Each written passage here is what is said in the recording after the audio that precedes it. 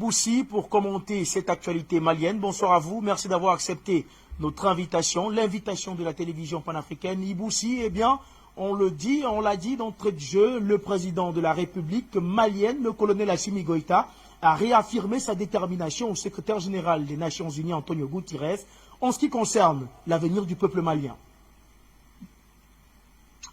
Oui, bonsoir Afrique Média et merci de m'avoir invité. Et effectivement, c'est vrai, comme vous l'avez si bien dit, hier nous avons eu cette information à travers un tweet du président de la transition, le colonel Assimi Goïta. Et ce n'est pas la première fois d'ailleurs qu'il s'entretient avec Guterres parce que depuis un certain temps, le secrétaire général de l'ONU a commencé quand même à se mêler un petit peu de l'affaire malienne. C'est un petit peu pour essayer d'amener un peu d'accalmie. Alors hier, le président de la transition nous a surpris avec ce tweet-là. Et voilà, mais rien n'a quand même filtré. Parce que comme vous l'avez si bien narré, effectivement, ils se sont entretenus, mais rien n'a été dit en fait, si ce n'est que, bon, quand même, ce que le Mali a toujours prévu, c'est de faire des élections. Le président Goïta l'a si bien dit, il a fait savoir que il allait organiser les élections, bon, en sécurité. Il faut, on sent toujours qu'il y a l'aspect sécuritaire qui est mis devant. Le Mali est pressé de ramener notre pays à l'ordre constitutionnel, c'est vrai, mais il faut que tout cela se fasse dans la sécurité. Alors on sent quand même que le président Goïta ne veut pas y aller dans la précipitation. Il tient beaucoup à cela. Et entre autres aussi, le président Faure Gnassingbé du Togo aussi est passé ici au Mali. Alors je sais pas à cet instant s'il est toujours là, mais hier quand même il était là. Et on a pu avoir cette information de source très proche de la présidence. Voilà. Eh bien, Iboussi, en ce qui concerne justement les sanctions imposées au Mali par la CEDEAO et l'UEMOA, parmi ces sanctions, on compte notamment la fermeture de l'espace aérien des pays membres de la CEDEAO.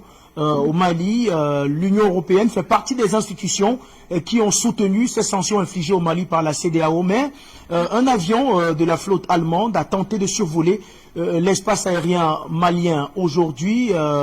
La demande, en tout cas, a été rejetée par les autorités maliennes. Comment comprendre cette inégalité entre ce qui est dit et ce qui est réellement fait, d'après vous?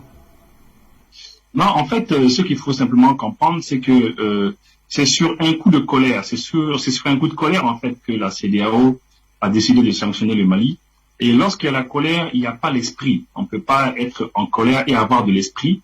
Il n'avait pas prévu que ces avions de leurs partenaires occidentaux devaient passer, devaient venir ici au Mali, notamment la MINUSMA aussi. Vous savez qu'il y a des avions de la MINUSMA, la mission des Nations Unies qui est ici, qui fait les va-et-vient, non seulement à l'intérieur du pays, mais qui doit aller aussi dans les pays voisins.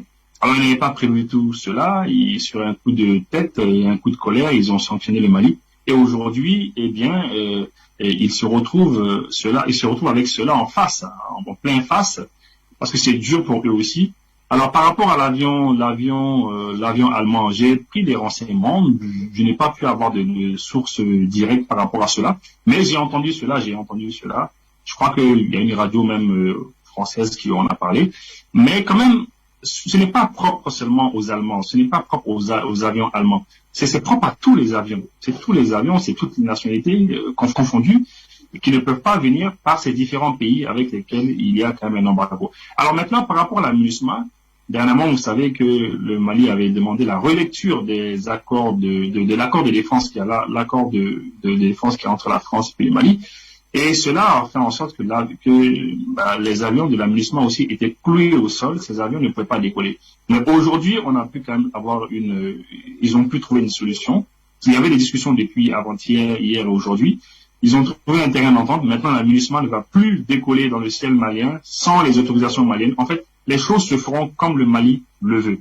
Et c'est pour préparer aussi c'est pour préparer l'opinion. Il faut que les gens sachent que bientôt, avec la relecture aussi de l'accord de paix,